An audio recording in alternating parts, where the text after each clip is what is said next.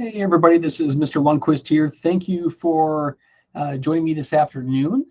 We are going to be going through a number of different items here that you can probably find on the newsletter on our website, but I really want to highlight a couple things because there's some really important deadlines coming up, and we need to hit some deadlines. So today we're going to talk a little bit about course registration, some co-oping events, cell phones, and some other reminders.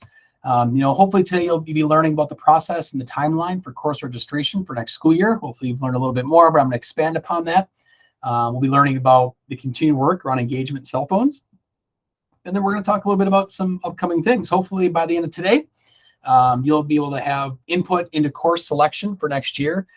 And the course request form with alternates has been given to advisor, right? So hopefully by the end of this, you'll be able to know what you need and get that alternate sheet into your advisor. You'll be able to explain why we are continuing to crack down on cell phones and explain its connection to engagement and apathy. You can plan for upcoming events and special schedules. So hopefully by the end of today, you'll be able to understand a little bit more about the deadlines and what's needed for course registration. You're going to understand why we are continuing to look at cell phones and what that looks like in the building.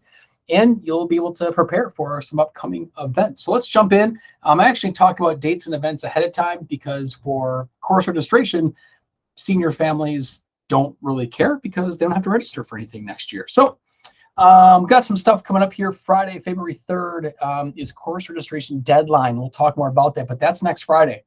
So students need to be registered for courses by next Friday. They also need to have a white sheet in by then to their advisor, but we'll talk more in detail about that. Monday, February 13th is an early release. Tuesday, March 7th, it's about a month away, but it will come up fast, is ACT Day. Juniors, more information will be coming from Ms. Corcoran, but that is ACT Day. That's a big one. 9th, 10th, and 12th graders do not have school on that day. That's a Tuesday. That Thursday, nobody has school, but staff will be here. We have caregiver teacher conferences.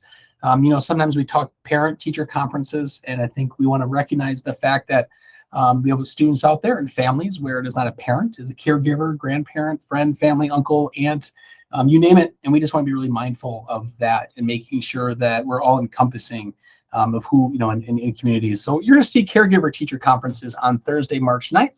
And that's just an all-day piece. You kind of come and go, more information as we get closer, but that should be on the calendar. Monday, March 13th, we're very excited. We have an early release schedule, but if you looked at the rotation, we have our second annual Equity and Wellness Institute in the morning. We have some really fantastic stuff set up with some speakers that we've brought in a number of years ago that we will be bringing back. And I look forward to seeing Arlo and Pardeep, and we'll send out a little more information on what they'll be talking about. We have some wellness sessions in terms of just kind of focusing on ourselves and kind of becoming just better in terms of internally. And then we have some other work around equity. So again, it's a great day. It's our second one that we've really had to organize specifically around equity and wellness. And it is at half day on March 13th. And so it's a good day to dive into some difficult but important work as our students head off into life at some point post high school, and maybe out of Mount Horeb, really being able to understand and just at least be respectful of those that have differences and understand where their background is and the history of those things. And so, yeah, just looking forward to sharing some stuff there. Let's talk cell phones. We have these wonderful cell phone hotels I know the students absolutely love. And what I really want to stress to students is, teachers kind of, put the hammer down early on in the school year.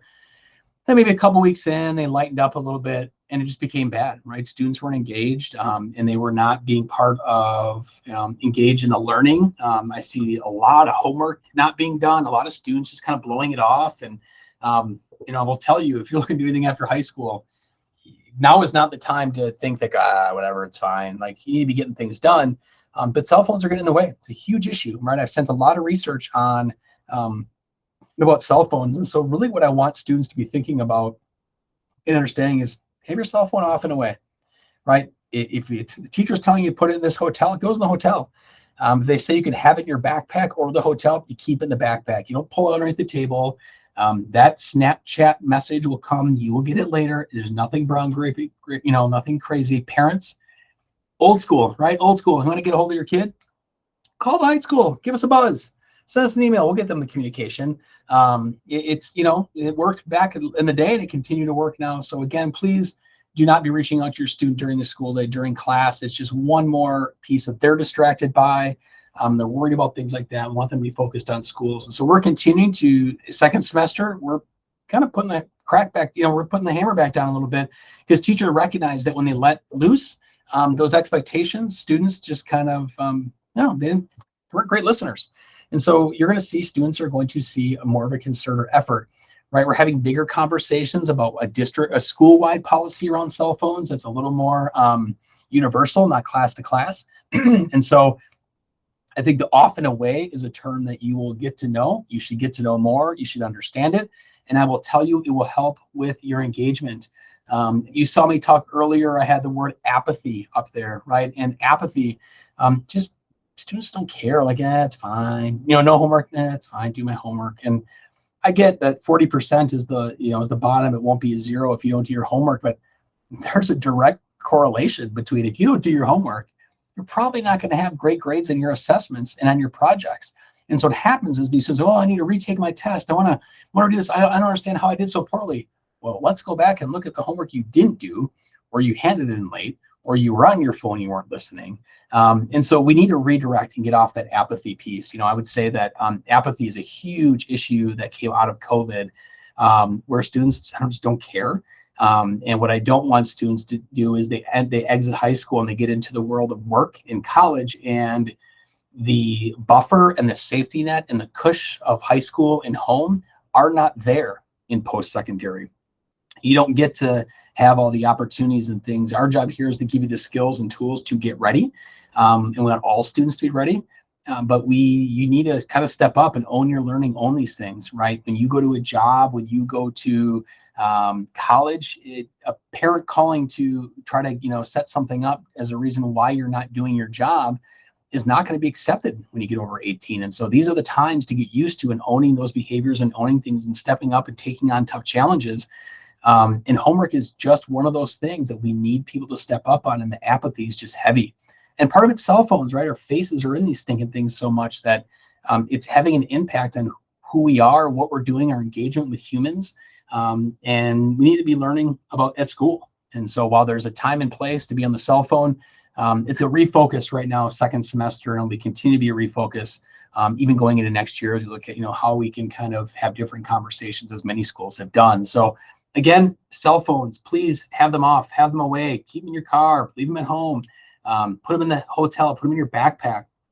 I will tell you, you get used to doing it and you'll have a sense of relief. I mean, how many times I'm reading articles now about students, or even students here, who got rid of the smartphone and have gone more back old school flip phone, because of just the pressures and the crap, I'll say it, on social media. It just pulls people right in. Right? Doom scrolling is not the way to get through your day in a positive way. So I'll get off my soapbox there, but I really want people to understand what we're doing. If you got questions, let me know. But we really need to have different conversations, and we're hoping that home can be supporting us on, really re-engaging and slowing down and getting rid of some of the apathy and the lack of motivation here. It's not all cell phones, but a lot of it is coming from that piece of it.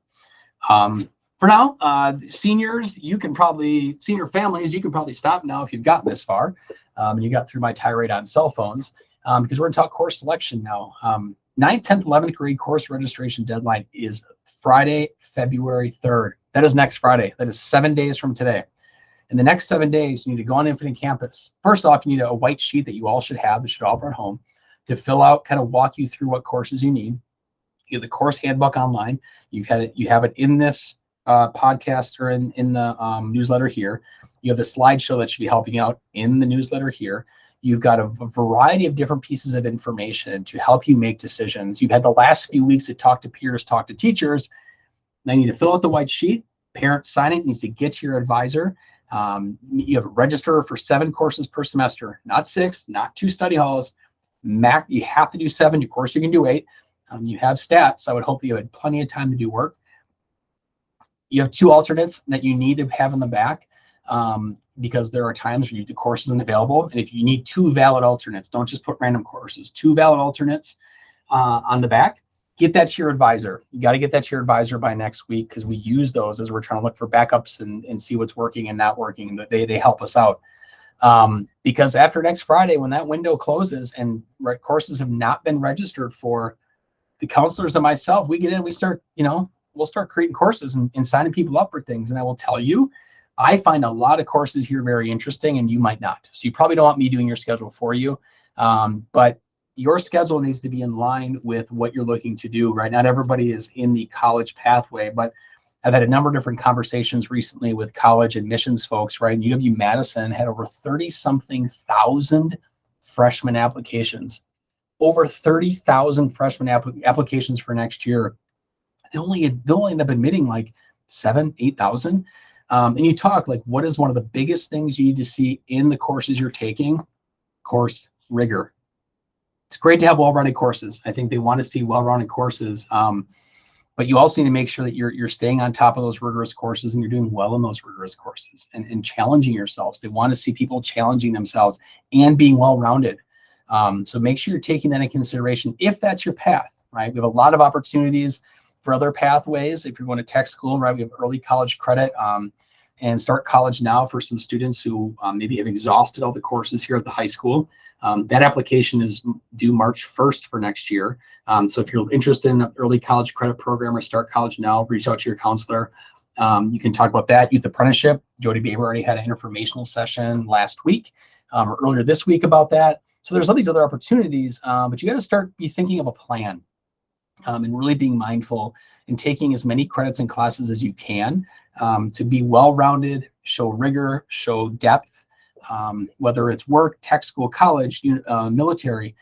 People want to see that you're well-rounded and you're trying difficult things, because you're going to get out of here and you're going to have to be doing difficult things. So again, deadline's next Friday. I implore you, you got to get this stuff taken care of. This is really important stuff. This helps set the stage now for whatever you have left in high school. Next Friday, 9th, 10th, 11th graders, you need to have your courses registered for. After you fill the white sheet out, you got to put it in Infinite Campus. We're not putting an Infinite Campus for you.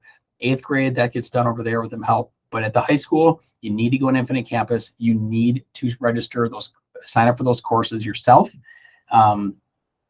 And if you got questions on that, reach out to student services or reach out to the counselors if you have other questions. The last thing I will say is for juniors. We have some students who look to graduate early for a variety of reasons, military, tech school, different reasons, right? At semester, first semester of their senior year. If you want to do that, we're adjusting our process a little bit. We'll be doing you start thinking about that now, having conversations with your counselors, because come May, we'll have an informational session and we'll have applications due actually before you leave this year. So we're starting that process a little bit earlier for a variety of reasons. But if it's something you're considering for next year as a junior, you need to start really having that conversation seriously with parents and guardians and caregivers, because that will be sending stuff out relatively quickly here, what that looks like. So a lot of stuff talked about today, right? And hopefully you have been able to understand that you're going to have input.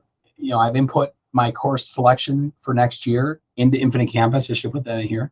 And the course request form with alternates has been given to advisor. If you've done that, you've been successful from what I'm giving you here from my directions. If you can explain why we're continuing to crack down on cell phones and explain its connection, engagement, and apathy, hopefully you can do that after my kind of tirade on cell phones. And you can understand kind of what we have coming up, and you can plan for and get ready for ACT and some of these other pieces. So again, make sure you put that stuff in IC, get those forms to advisors, think about the cell phone piece of it, and we've got a fun second semester coming your way. So have a great weekend. A lot of snow kind of randomly blowing out all weekend, so drive safe. We will see you next week. You got questions, as you know, you can always reach out. Thanks so much. Have a great weekend.